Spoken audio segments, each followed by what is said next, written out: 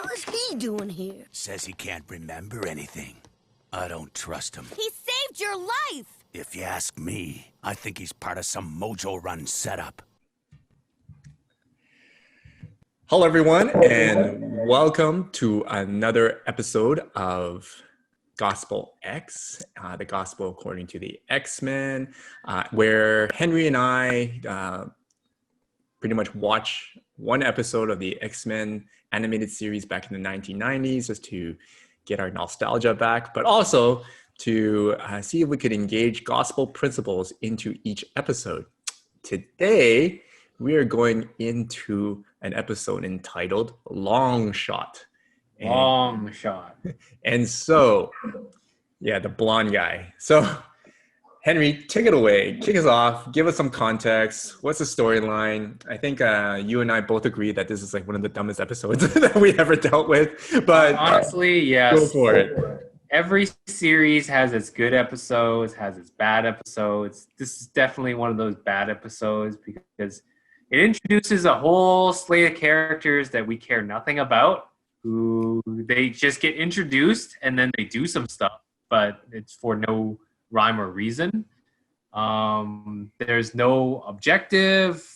Not ever at the end of the episode, nobody changes. Yeah, it's just and it was overall just kind of boring. I mean, I think we both kind of agree on that. But even in the midst of these bad episodes where Longshot comes in at the very beginning, he just appears out of nowhere. Who knows why he appeared right next to Jubilee? I don't know. Like maybe like the universe. He could have appeared anywhere on Earth, but he appeared inside Jubilee's Jeep. Okay, all right, we'll take that. And then he gets chased by these Mojo henchmen. Wolverine remembers Longshot from a previous episode. Well, actually, he smelled him. Smelled him.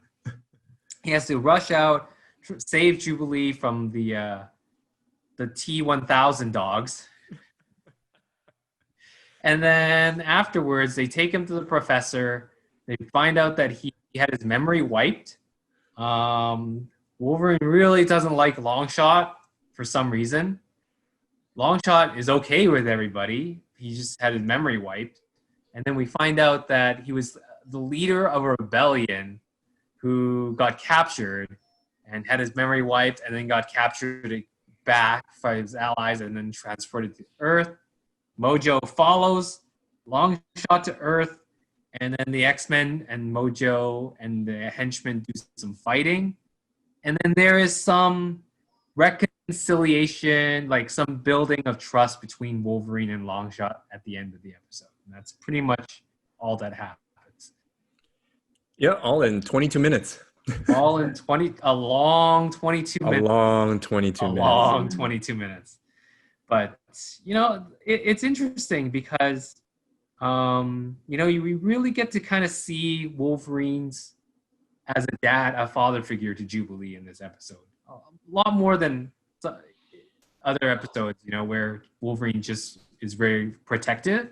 We actually see, he takes her, teaches her how to drive. Longshot's kind of just like the new boyfriend that Jubilee brings to the house, and and Wolverine's got the shotgun, Actually, the claws. Yeah, the claws and all that, and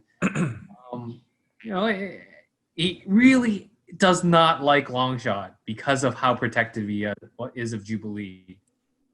So what does the gospel talk about? How do you win someone over who really doesn't like you through no fault of your own, really? Yeah.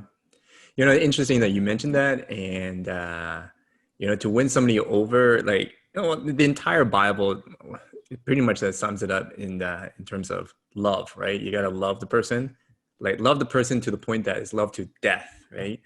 And I'm not saying to advocate, in order to earn your boss's trust, you have to die for the person, because then, you can't work for the guy ever again if you're dead, right? But you're willing to make self-sacrifices, and that are noticeable to that person.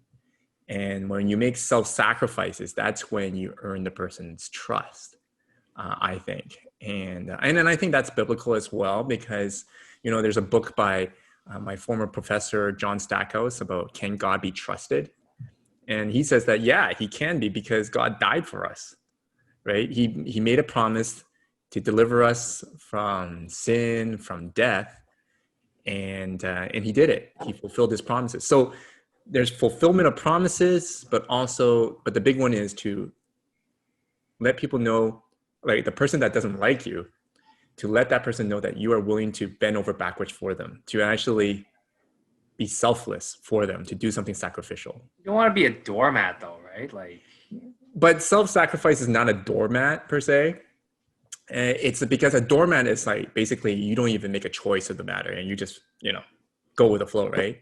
But this is more intentionality. So for example, like instead of my neighbor asking for help, I'll help intentionally before the person asks me. Or, if both you and I experience in-laws, right? Before we ask our in-laws, like before the in-laws ask us to do something, we will do it before them. Or even our parents, right? Like both you and I are Asian, and they know that, we're still their kids until one of us die. So, but in order to build trust between each other, one of us, like we have to have some acts of selflessness without them taking the initiative to ask us. And I think there comes that trust. so what did Longshot do to gain Wolverine's trust then? I think when he shoved that Wolverine away and, and near the end, there was this action sequence, I guess. Yeah, there was an action sequence where I think Longshot was the one who was about to get pummeled by Spiral, and Wolverine jumps in to save him. Yeah.